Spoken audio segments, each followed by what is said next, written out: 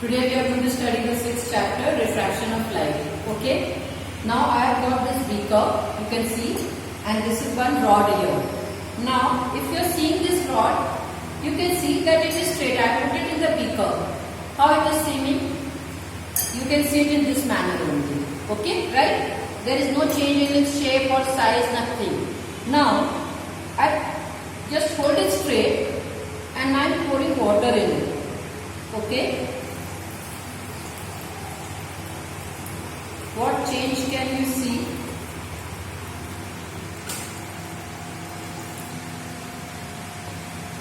You will find that the rod here, the size of this thickness, the thickness of the rod inside the water is more as compared to what it is actually. Okay. Now I leave it at an angle. Now you will feel as if this rod is broken. It is not straight now. It has got broken from the place where it enters the water. It seems to be broken. Now why this happens? Okay, this happens because when the light travels from one medium to another, it gets refracted, right? That is, ये यहाँ पे क्या है? ये actually कहाँ था? Air में था. Now from air it went inside the water. So when it is going inside the water, it changes. The light changes its direction, and when the light changes its direction, then we feel that the stick is broken. This is known as refraction of light. Now I will show you another example. Do in the practical also, science practical also you have to do. This is a wooden board. Here I have a plain paper which I have put here. This is a glass slab. Now I am going to put this glass slab on the paper and I am going to draw its outline. Okay. After drawing the outline, I will keep aside this glass slab. I have got this. Let me name it as A, B, C, D. This is my glass slab. Now take the protector, place it on AB at any point and take some degree. Maybe it's 30 degree or 40 degree you can take. So I am taking here 30 degree. So I took 30 degree, and then the point where I had kept the protector center, with that I draw a line. Okay. Now after drawing this line, I draw the normal. Normal means the perpendicular, that is the straight line from that point. Okay, so here I got the normal. Now what I am going to do, on this line which I took, supposing this is O and this is P. So on OP I am going to put 2 pins like this. 1, 2. Right? Now I put this glass slab here back, and from the other side,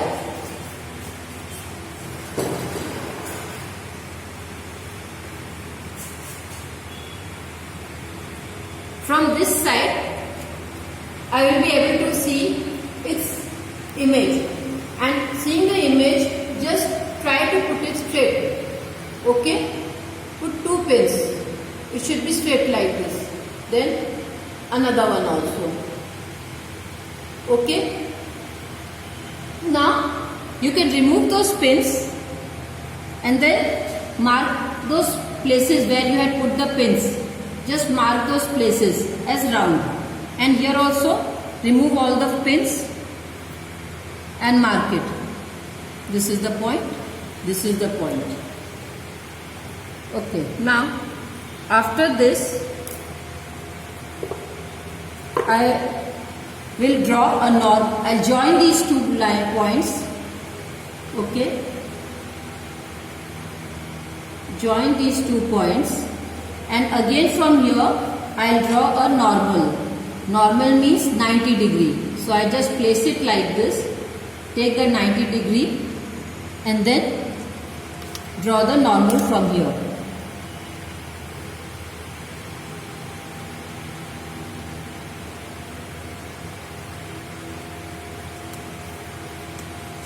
So after doing this, we get a point here O dash. Then join O and O dash.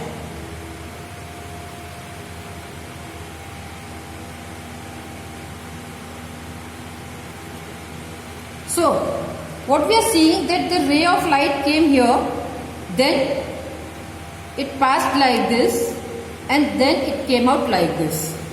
So what are we finding out here, that actually if we would have seen it directly, if it had travelled straight, then how the light would have come? It would have come something like this, straight like this. So it would have come out, it should have come out like this, it should have come out like this, but it didn't come out like this.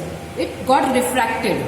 Okay, so what is this angle known as? This is I, angle of incidence.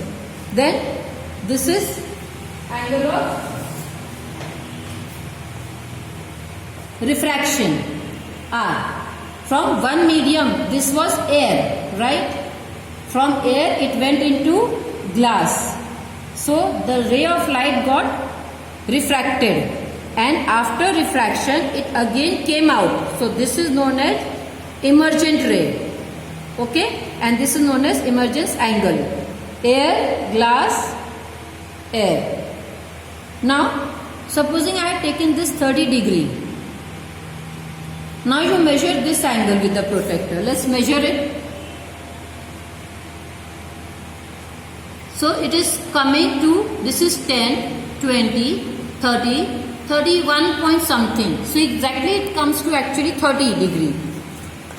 Almost it will be 30 degree. So angle of incidence is always equal to angle of emergence. That is, this is 30 degree, then this is also 30 degree. Right? So this is incident ray, refracted ray, and this is emergent ray. So this angle of incidence is 30 degree and angle of emergence is also 30 degree. So angle I is always equal to angle R. Another thing is, for any two mediums, now what medium I took? Air and glass. Whenever I will take air and glass anywhere, then that ratio sin I by sin R will always remain constant. Okay, this you have understood. Now let us study the laws of refraction. You have already studied laws of reflection, is the same kind. Now what will happen in the laws of refraction? The incident ray, the refracted ray and the normal always lie on the same plane. Okay. Next is the incident ray and the refracted ray are on the opposite side of the normal. This is the normal. So incident ray is lying this side and refracted ray is lying this side. They are always there. And as I told you, and the ratio between any two medium is always constant. Sin I by sin R will always remain constant. So this is the law of refraction. Thank you. When a ray of light passes from one medium to another, that refractive index is different for different mediums.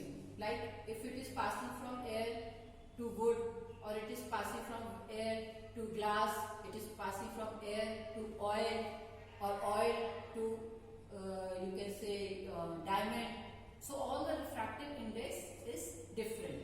Now refractive index depends on what things? One, it depends upon the different media.